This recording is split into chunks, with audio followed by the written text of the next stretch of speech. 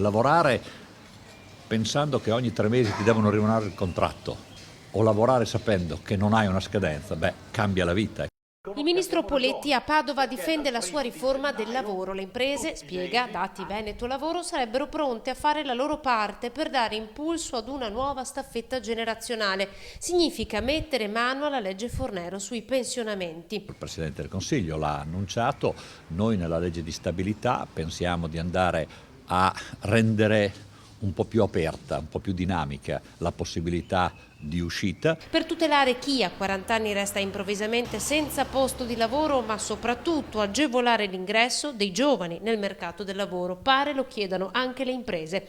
Poletti era a Padova per sostenere la candidatura di Alessandra Moretti, che mercoledì sera a Focus sarà tra i 6 intervistati dal direttore Luigi Baccialli in uno speciale Elezioni 2015.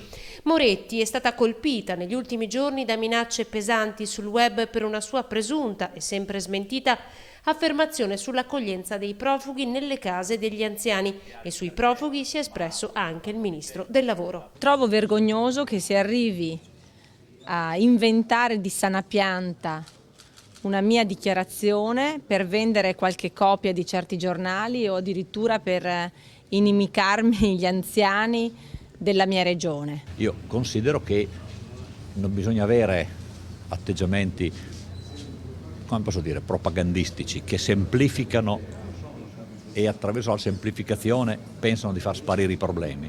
I problemi come questi, che sono grandi e drammatici, debbono trovare una soluzione.